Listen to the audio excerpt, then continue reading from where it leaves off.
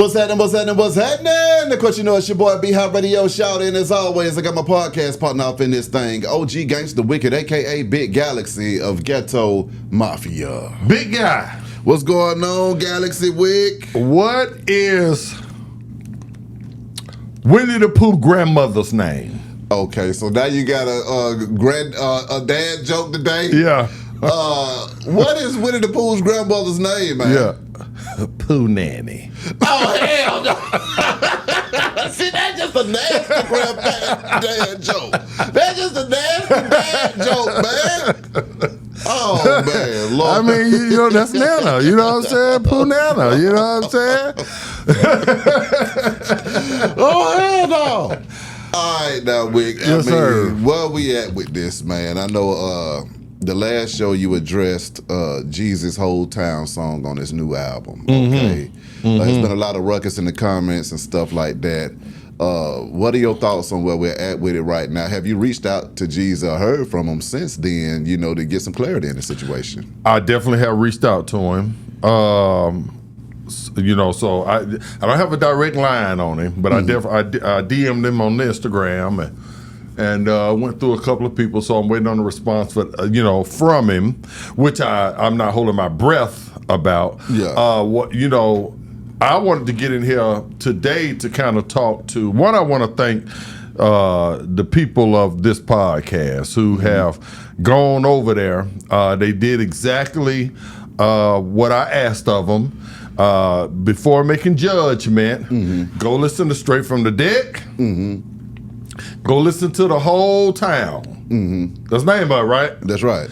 Go listen to Jeezy, The Whole Town, and go listen to Straight from the Deck. Then come back and tell me that Jeezy hadn't stole my style down to the T.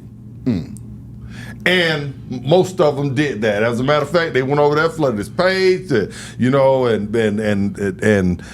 told him exactly how they felt about it. Now, there's a few people that, a sector of people that I want to, there's a few things I want to clear up.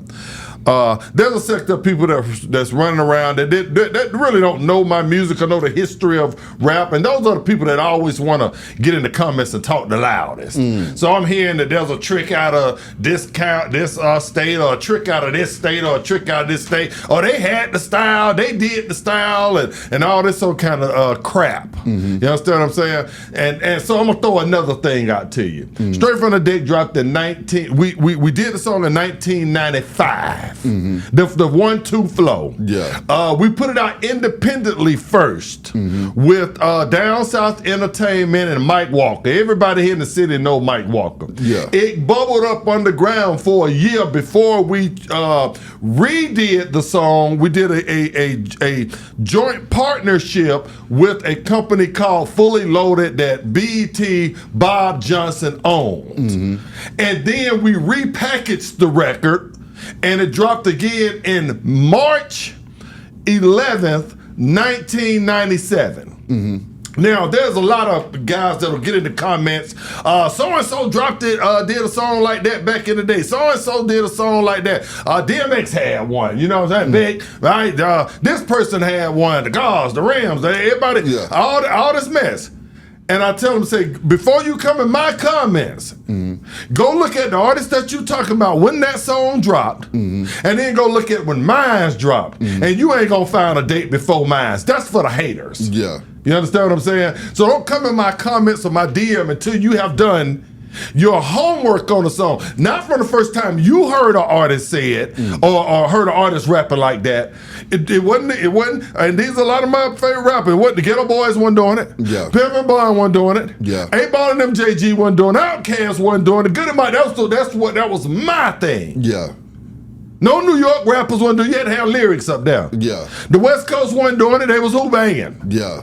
That was my thing. And I got the receipts and the dates to prove it. That's the first thing. I want to get that out the way to a lot of the people that come into my comments talking about, because they heard somebody do it from back in the day and all this. Okay, well, then you know what? They got it from Nito and Wicked. That was my claim to fame. Yeah. Now,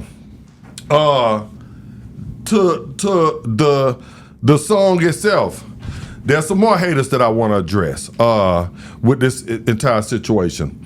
And Cadillac Chronicles is not one of them. But, you know, my man's called me last night. If you haven't seen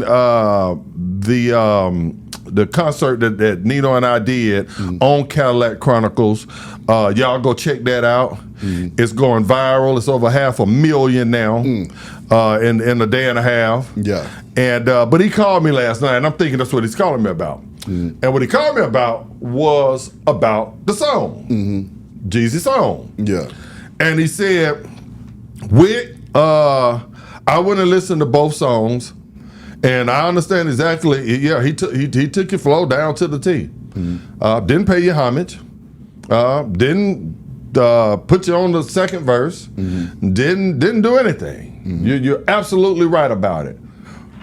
But he said, I still think that, you know, that it was more out of him paying you homage than him trying to run off with your style. You know, because he's trying to do something different that he think everybody hadn't heard and what he could get credit for. And I said, okay, so you feel like that way. And I said, you know what? You're not the only person that feels that way. So let me address all y'all that feel that way. That says, you know what, Wick, you're being too dramatic. He paying you homage. You know, let me address all y'all. This is what I told Cadillac Chronicles. If you don't know his show, he rides around in a convertible Cadillac. That's right. And he puts artists in the seat, and they do their hit records. That's right. And everybody, you know, as he riding through Atlanta, you're doing your songs on the microphone, and everybody cheering for you. Yeah. And so I said, okay, so let me dress it up for you now, since he's paying me homage. I said, what if I start a show? I go get me an SS Impala convertible, right? And I come up with this great idea to get artists in the car, and they do concerts. And instead of me riding around Atlanta, I ride around if I take it to Memphis where Ball them from. Yeah. That's my little giblet from it. I change it up a little bit. Yeah. You know, I go out there with Snoop, you know, South Central or something. Yeah, you feel me? Yeah. Yeah. And take it to Houston, you know. And you know, I get with a company, and we pair up, and we put that out, and okay, you have 500,000 followers, but now we got 2 million, 3 million, 4 million followers. So our show is bigger because I took from you, and went and did something over here with it, and tried to reach a bigger audience for you for it. But instead of me saying, when people ask me, where did I get this idea from? It's the greatest idea since sliced bread. Instead of me saying, you know what? There was a show called Cadillac Chronicles. I used to look at it all the time. Shout out to Cadillac Chronicles. I took that, you know, I saw what they was doing. I loved it. You know, and I said, you know what? I want to be that. I want to take that or try to take it further. So that's what I went and did. But shout out to them boys over there. And matter of fact, y'all hit me. Let's work together. Let's do something. Yeah. See, that's homage.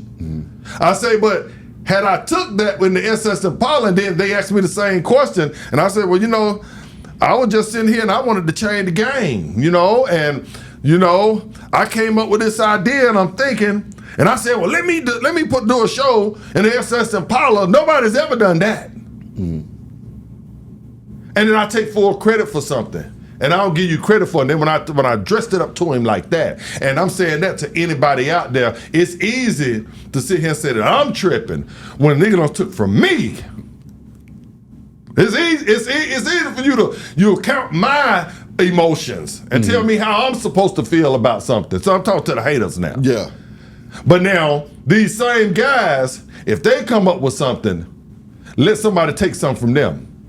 How many of y'all out there gonna let a nigga come up in your house and bust your wife and be a father to your kids and start and to do what he want to do, just run amok of the place, and it's not a problem. Yeah, it's not a problem. But I'm supposed to, you know, take it in stride, take it on the chin. It's for the culture, huh? Whew. You know, so I wanna get that out the way. Don't you never tell a man how he should feel about his shit. That's all I got. Yeah. Okay, now to Jeezy himself. I think the song is amazing. I think that Jeezy is. I've always told you that. I have gotten through a lot of tough times listening to Jeezy. Yeah. Jeezy is, you know, because of the type of music that I like. Yeah. Is in my top 5 because of the type of music I like. This is not up for debate. I'm not challenging somebody else's top 5. Yeah.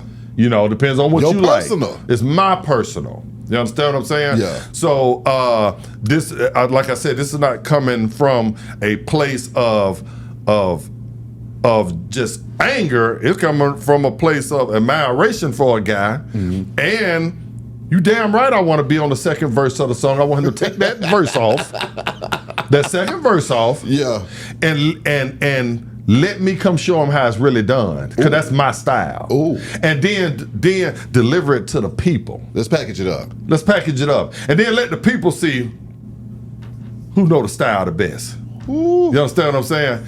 And it's going to take a lot of the people doing what they have been done. Yeah. Going over there and say, well, I'm with Wick. Let's get it done. Yeah. Let's do it for since everybody want to do it for the culture. Yeah. Jesus is a culture guy, huh?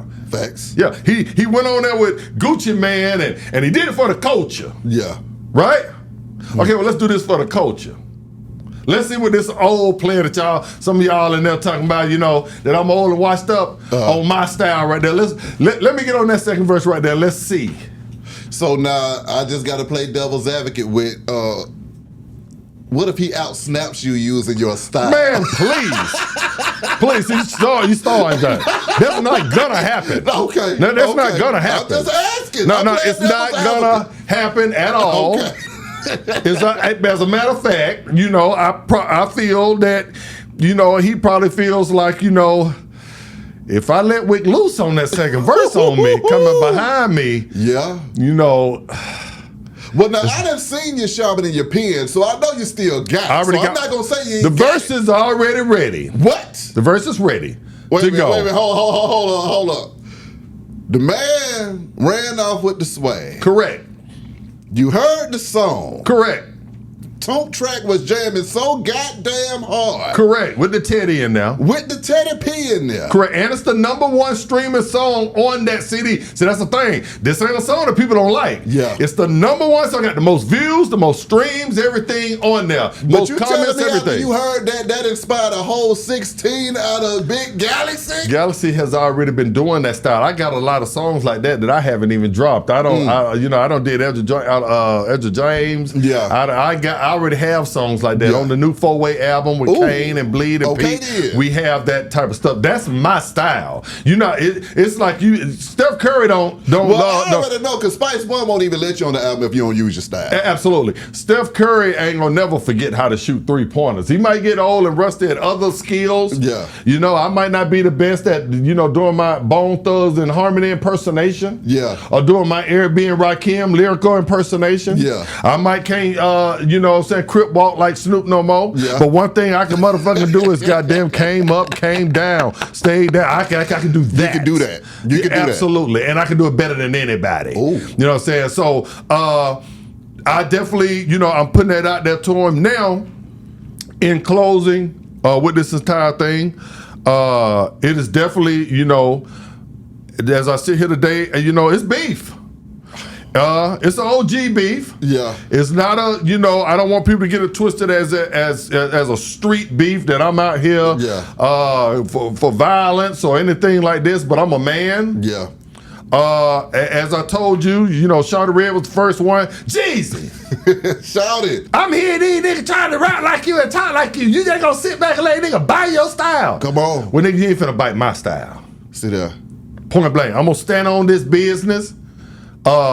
And you know, I'm extending the olive branch to do it for the culture, for the people that really fuck with me, that love Jeezy, and if it doesn't get done, then I'm gonna press him. With a few other records that I got coming out, and that's just how it's gonna go. And this is not a threat; it's a promise.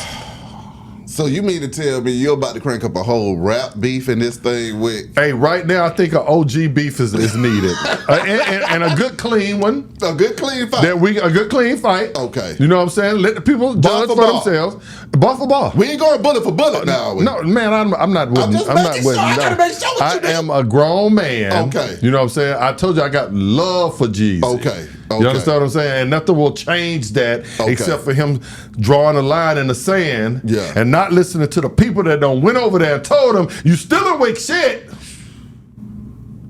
Man up and make it right. And I'm gonna leave it at that. Nigga, make it right.